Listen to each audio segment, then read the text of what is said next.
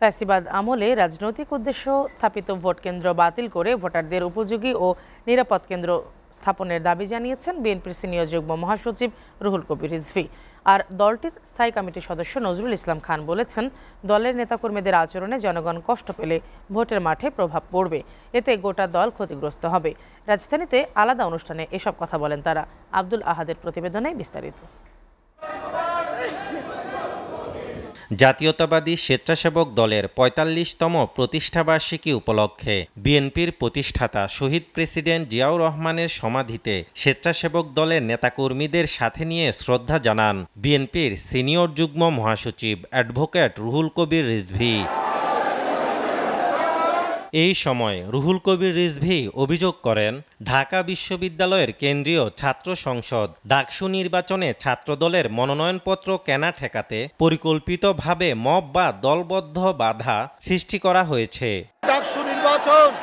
এই ডাকসু নির্বাচনে মনোনয়ন ফর্ম যাতে ছাত্রদল কিনতে না পারে, এই কারণে সেখানে মব তৈরি করে বাধা দেওয়া হচ্ছে।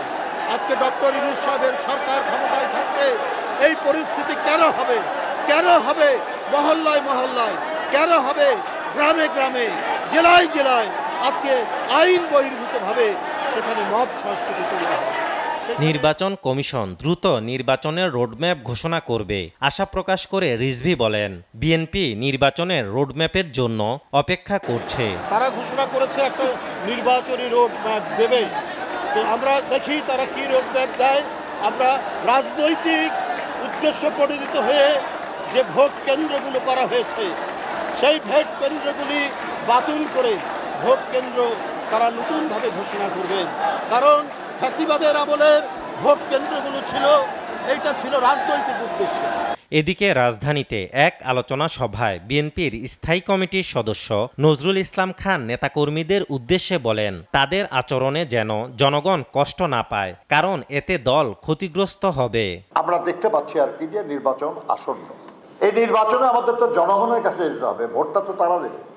আমাদের কারো যে কোনো পর্যায়ের যে কোনো নেতা বা কর্মীর আচরণে যদি জনগণ অসন্তুষ্ট হয়, জনগণ ভীত হয়, সন্ত্রস্ত হয়, তাহলে ক্ষতিগ্রস্ত তো দল হবে, গোটা দল।